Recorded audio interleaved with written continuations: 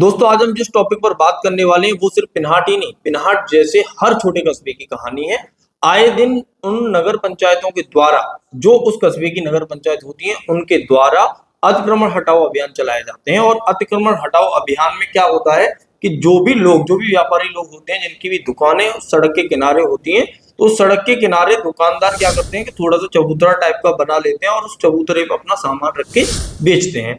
और जो अतिक्रमण हटाओ अभियान चलता है उसमें जो नगर पंचायत के अधिकारी होते हैं वो पुलिस बल के साथ जाते हैं और उनके उस चबूतरे को ध्वस्त कर देते हैं।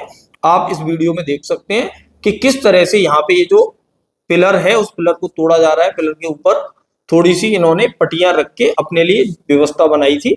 और अब आप इसके नीचे बहता हुआ नाला भी देखिए। जो आप नाला देख रहे हो उस नाले को कवर नहीं किया गया है। नगर पंचायत का काम है इसको कवर करना, लेकिन कवर नहीं किया गया है। उसके बदले में ये तोड़ा गया और यहाँ पे वसूली भी की गई। तो आपको मैं पूरी की पूरी चीज विस्तार से बताता हूँ कि एक्चुअल में हुआ क्या, क्योंकि ये एक तरह से एक वसूली अभियान है, ना कि कोई अतिक्रमण हटाओ अभियान।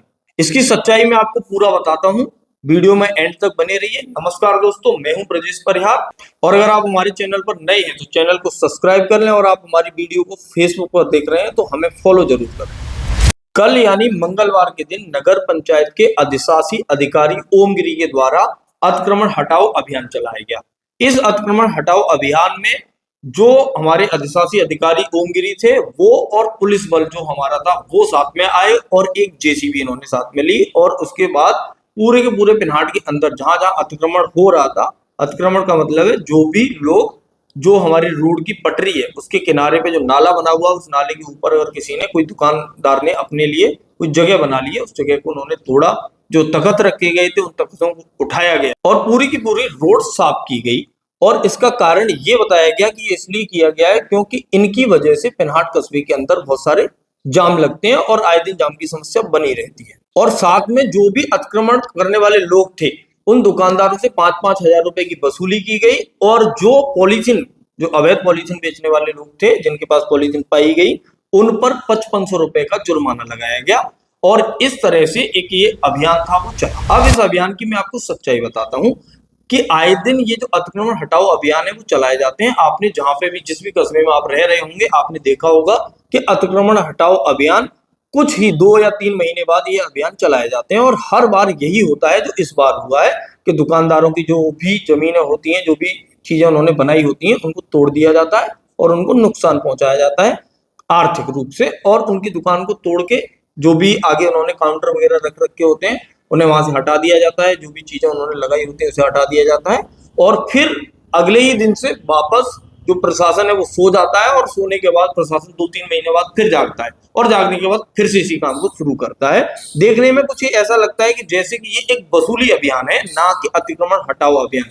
क्योंकि अगर अतिक्रमण हटाओ अभियान होता तो वास्तव में आप उस पर सुचारू रूप से काम कर रहे होते। कायदा अनुसार जो जुर्माना दुकानदारों पे लगा है वो जुर्माना दुकानदारों पे न लगकर जो भी हमारे अधिकारीगण है नगर पंचायत के अंदर उन पर लगना चाहिए। क्योंकि जो नाला है वो नाला ऊपर से खुला हुआ है और अगर नाला खुला है और दुकान के सामने बह रहा है तो दुकानदार क्या उसको कवर भी ना करे? और अगर वो कवर कर रहे हैं तो उन पर जुर्माना लगाया जा रहा है। और कायदा अनुसार इसको कवर करने की जिम्मेदारी है नगर पंचायत की, लेकिन नगर पंचायत और नगर पंचायत के अधिकारियों ने ये काम नहीं किया। लेकिन लोग अगर खुद से इस काम को कर ले रहे हैं तो उनको डरा धमकाकर उनसे पैसा वसूला जा रहा है। अब आप खुद सोचो कि एक अधिकारी आता है, उसके साथ 20-25 पुलिस वाले हैं और साथ में बुलडोजर है। अगर आप उसकी बात नहीं मानोगे तो वो आपकी दुकान भी तोड़ सकते हैं। और यहाँ पे देखो, मैं आपको छोटी सी वीडियो क्लिप भी दिखाता हूँ जिसमें आप साफ साफ तौर पर कहते हुए पाओगे इनको कि ये कह रहे हैं कि अगर अगली बार ऐसा हुआ कि नाले के ऊपर किसी ने भी अपना काउंटर रखा या किसी का काउंटर पाया गया तो उसका काउंटर ही तोड़ दिया जाएगा। और अगर नाले पे किसी ने काउंटर रखा तो काउंटर को तोड़ दिया जाएगा। नाले के ऊपर किसी भी प्रकार का अतिक्रमण बर्दाश्त नहीं होगा। आप सबसे गुजारिश है कि प्रशासन का सहयोग। मुझे यही नहीं समझ में आ पा रहा कि काउंटर तोड़ने का या किसी को इस तरह से क्षति पहुंचाने का अधिकार इन अधिशासी अधिकारी को दिया किसने? अगर इस वीडियो को आपने ध्यान से देखा होगा तो ऐसा लग रहा है जैसे कि सरकार के वो नुमाइंदे नहीं है जो जनता के लिए बिठाए गए हैं। ऐसा लग रहा है जैसे कि एक गुंडा आया है और गुंडा आने के बाद पूरी की पूरी खुले तौर पर आपको धमकी दे रहा है कि अगर आप ऐसा करोगे तो आपके काउंटर वाउंटर सब तोड़ दिए जाएंगे। अब बात करते हैं कि कारण क्या बताया गया कि ये इसलिए किया गया है ताकि जाम ना लगे। अगर जाम की समस्या को खत्म करने का वास्तव में इनकी मनसा होती तो मुझे बताओ कि जैसे मैं हूं, अगर मैं पिन्हाट के अंदर या किसी भी कस्बे के अंदर अपना कोई निजी वाहन लेकर कोई भी सामान खरीदने आता हूं, तो मैं अपनी गाड़ी खड़ी कहाँ करूंगा? क्या कहीं पे भी नगर पंचायत के द्वारा कोई भी पार्किंग एरिया बनाया गया पूरे के पूरे कस्बे के अंदर? कहीं पे भी कोई भी पार्किंग एरिया नहीं है जहां पर ले जाके कोई भी इंसान आता है, कोई भी नागरिक आता है, वो अपने वाहन को खड़ा कर सके। अब जब कोई पार्किंग ही नहीं होगी तो इंसान गाड़ी कहाँ खड़ी करेगा? रोड के किनारे पर। अब रोड के किनारे पर गाड़ी खड़ी कर देते हो और उस समय पर अगर प्रशासन के लोग निकलते हैं वहां से या आपकी गाड़ी को खड़ा पाते हैं तो वहां पर आपका चालान भी हो सकता है। ये भी एक तरह की वसूली ही है। अगर ये चाहते हैं कि वास्तव में अतिक्रमण ना हो या वास्तव में जो लोग हैं, आने जाने वाले वाहन है, उनके द्वारा कोई परेशानी ना हो, तो इन्हें सबसे पहला काम करना चाहिए कि यहाँ पर एक पार्किंग स्थल बनाना चाहिए जहां पे कोई भी व्यक्ति आता है तो अपने वाहन वहां पे खड़ा कर सकता है और उसके बाद वो बाजार से सामान ले और सामान लेने के बाद वापस अपनी गाड़ी वहां से उठाए और सीधा पिन्हाट के बाहर से ही पिन्हाट से निकल जाए। और अगली चीज जो आती है, जो आए दिन मैंने देखा है कि जो टेम्पो वाले होते हैं, ऑटो रिक्शा चलाते हैं, तो वो ऑटो रिक्शा चालक जो होते हैं वो जब ऑटो रिक्शा चलाएंगे तो भाई कहीं ना कहीं ऑटो रिक्शा खड़ा भी करना पड़ेगा और रोड के किनारे ही खड़ा होगा, ऑब्वियस सी बात है कि बाजार के अंदर ही होगा। तो प्रशासन के द्वारा कहीं पर भी पूरी नगर पंचायत के अंदर क्या कहीं पर भी ऑटो स्टैंड बनाया गया है कि जहां से इस जगह से आप ऑटो भर सकते हो और ऑटो भर के आप आराम से लेके जाइए, आप बाहर कहीं पे ऑटो खड़ा नहीं करेंगे। और इस तरह से अगर ये करें, इतना सब करने के बाद उसके बाद ही जुर्माना लगाएं, तो समझ में आता है कि हाँ इन्होंने वास्तव में काम किया है। उसके बाद भी जनता अपना काम पूरा नहीं कर रही है, इसलिए जुर्माना लगाना पड़ रहा है। और फिर ये जुर्माना या चालान जो भी है वो होना चाहिए। सबसे पहले जो कमी है वो एक्चुअल कमी प्रशासन की है, ना कि जनता की। जब प्रशासन ही अपना काम सही से नहीं करेगा तो फिर जनता अपना काम सही से कैसे करेगी? अगली चीज पर बढ़ते हैं कि 5500 रुपए का फाइन उन पर लगाया गया जिनकी दुकानों में पॉलीथीन पाई गई। अब पॉलीथीन पर बैन है ऐसा सरकार कहती है, लेकिन मुझे तो बिल्कुल भी कहीं पे भी नहीं लगता कि सरकार की तरफ से या सरकार के लोगों की तरफ से कोई बैन लगाया गया है। अगर आप आगरा जिले की बात करते हैं, हमारा पिन्हाट कस्बा है वो आगरा जिले के अंदर आता है, तो आगरा जिले पर हाथी घाट है, वहां पर एक मार्केट लगती है, होलसेल की मार्केट है। अगर वहां पर आप जाके देखोगे तो लगभग आपको 10 से 15 दुकानें मिलेंगी जो होलसेल की, जो पॉलीथीन बेचती हैं, वो 15 से 20 दुकानें और ज्यादा ही होंगी। हो सकता है कि ये दुकानों की संख्या 50 से भी अधिक हो। मैंने एक बार गया था मैं, तो मैंने वहां पर देखा था कि पॉलीथीन बनाने वाले और पॉलीथीन बेचने वाले जब खुलकर पॉलीथीन बेच रहे हैं, तो ये जो आम नागरिक हैं, आम जनता है, आम दुकानदार है, वो तो पॉलीथीन उनके पास आएगी तो वो पॉलीथीन में ही रख के चीजें बेचेंगे। अगर वास्तव में सरकार पॉलीथीन पर बैन चाहती है तो इन्हें ये करना चाहिए कि सीधा का सीधा फैक्ट्रियों पर ही बैन लगाया जाए। अगर कहीं पे पॉलीथीन बनेगी ही नहीं तो मार्केट के अंदर पॉलीथीन आएगी ही कैसे? लेकिन ये सब देखकर मुझे ऐसा लगता है कि सरकार ये चाहती है कि पॉलीथीन बने और पॉलीथीन बनने के बाद होलसेलर उस पॉलीथीन को बेचें भी।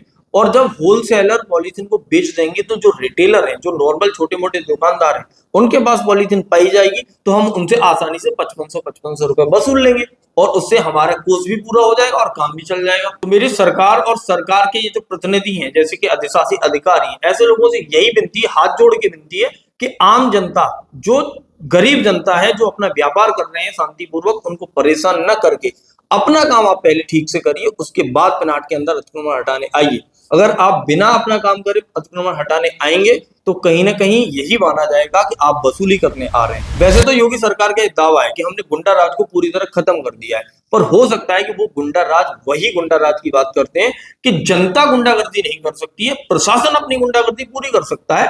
इसीलिए तो इन्होंने ये गुंडागर्दी की। अगर आप इनके भाषण को सुनोगे, इनकी धमकी को सुनोगे, तो आप मुझे बताओ कि क्या ये कहीं से भी एक ऐसे अधिकारी की धमकी हो सकती है जो पढ़ा लिखा है, जो समझता है सारी चीजों को, और वो अधिकारी माइक पर चिल्लाकर कह रहा है कि अगर आपने दोबारा यहाँ पे नाले के ऊपर काउंटर रखा तो आपका काउंटर तोड़ देंगे। मीडिया कर्मियों से बात करते हुए अधिशासी अधिकारी ने एक चीज और कही कि जो भी मार्केट के अंदर रेडी या जो फड़ लगाकर अपना सामान बेचते हैं उनको भी लाइसेंस लेना पड़ेगा।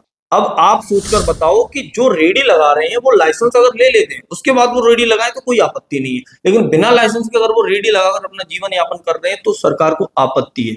कहीं ऐसी मंशा तो नहीं है कि लाइसेंस के बहाने ये इन रेडी वाले लोगों से भी कुछ न कुछ पैसे हटना चाहते हो, और अगर कोई लाइसेंस बन जाएगा या सभी रेडी वालों के या फड़ वालों के लाइसेंस बन जाएंगे तो उन्हें धमकाया जा सकता है कि अगर आप हमारा जो भी कमीशन होगा उसको नहीं देंगे तो हम आप पर जुर्माना लगाएंगे या हम आपको दुकान ही नहीं लगाने देंगे। एक और चीज इसमें बताई जाती है कि जो भी रेडी लगाते हैं वो रोड के आसपास या रोड के किनारों पर लगाते हैं, तो उन्हें वहां पर रेडी लगाने का कोई अधिकार नहीं है, ऐसा अधिशासी अधिकारी के हिसाब से कहना है कि अगर वो रेडी इस तरह से लगाएंगे तो उन्हें वहां से रेडी हटानी पड़ेगी या उनकी रेडी ध्वस्त कर दी जाएगी। लेकिन अब मुझे एक बात बताओ कि कोई एक गरीब आदमी है जिसके पास जीवन यापन के लिए कुछ काम नहीं है, वही तो रेडी लगा रहा है। अगर इनके पास पर्याप्त मात्रा में पैसा होता या सारा काम ये इसी से कर रहे होते कि इतना ज्यादा पैसा कमा लेते हैं रेडी में, उतना तो अंबानी और टाटा के पास भी नहीं है, इसलिए इनसे इन्हीं पे फाइन लगना चाहिए, इन्हीं के लाइसेंस बनने चाहिए। तो वो जो रेडी वाले हैं वो रेडी लगाएंगे कहाँ? क्या पिन्हाट की नगर पंचायत ने कहीं पे भी रेडी लगाने के लिए कोई जगह अलॉट की है? अगर इन्हें इतनी ही अतिक्रमण की चिंता है तो आप जब सब्जी मंडी के अंदर जाते हो तो सब्जी मंडी में दोनों तरफ पूरी तरह से खचाखच सब्जी मंडी भरी रहती है। अगर वहां से कोई पैदल भी निकल के जा रहा है तो वो पैदल भी नॉर्मल निकल नहीं सकता, बड़े वाहन को तो छोड़ ही दो। तो क्या कहीं पे भी नगर पंचायत ने आज तक कहीं पे भी उस सब्जी मंडी को हटाकर कहीं एक ऐसी जगह शिफ्ट करने की जरूरत की कि यहाँ पे अगर सब्जी मंडी शिफ्ट हो जाएगी तो आदमी को निकलने में और आवागमन में कोई दिक्कत नहीं होगी? और मेरा भी जनता से भी यही कहना है कि आप जागरूक बने, ना कि बेवकूफ। अगर कोई आपसे इस तरह की वसूली करने आता है तो आप अपने जनप्रतिनिधियों के सामने इन मुद्दों को क्यों नहीं रखते कि आए दिन ये जो पिन्हाट के अंदर नगर पंचायत के अंदर जो भी लोग बैठे हैं वो वसूली करने हमसे आ जाते हैं और 5-5 हजार 5500 रुपए हमसे वसूलते हैं। आप क्यों नहीं अपने जनप्रतिनिधियों के सामने ये चीजें रखते? और अगले चुनाव में ये मुद्दा आपका होना चाहिए कि अगर कोई भी चुनाव में आपसे वोट मांगने आता है तो सबसे पहली चीज अभी से ये चीज करो कि हमारी सुरक्षा किसके हाथों में? क्या प्रशासन के हाथों में? एक ऐसे प्रशासन के हाथ में जो अपनी चलाएगी, अपनी गुंडागर्दी चलाएगी। और इस तरह से अगर अपनी गुंडागर्दी चलेगी प्रशासन के द्वारा तो आम जनता जाएगी कहाँ? किसके भरोसे आम जनता रहेगी? मेरे हिसाब से जो भी अतिक्रमण हटाओ आंदोलन चलाए जाते हैं या अभियान चलाए जाते हैं, उन अभियानों का अब तक कोई भी पॉजिटिव परिणाम निकल के नहीं आया। ना तो अतिक्रमण रुका और ना ही जाम, एक भी चीज इससे नहीं रुकी है।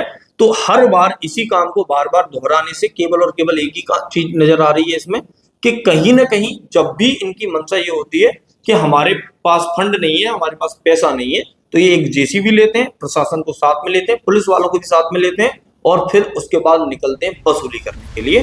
तो आम जनता से मेरा यही कहना है कि इस तरह के बहकावों में ना आए और अपने जनप्रतिनिधियों के सामने इस बात को और इस परेशानी को रखें कि आगे जब आप नगर पंचायत का चुनाव लड़ोगे तो हम आपको नगर पंचायत का अध्यक्ष केवल तभी बनाएंगे जब आप हमारी इस समस्या से अभी इसी कार्यकाल में निजात दे दोगे। दूसरी चीज, अपने सांसद और विधायकों के सामने भी इस मुद्दे को रखा जाए कि नगर पंचायत के अंदर इस तरह से अतिक्रमण हटाओ अभियान चलाए जाते हैं और हमें नुकसान पहुंचाया जाता है, हमारे धंधे को प्रभावित किया जाता है, जो भी व्यापार हम कर रहे हैं उस पर बहुत गहरा प्रभाव पड़ता है।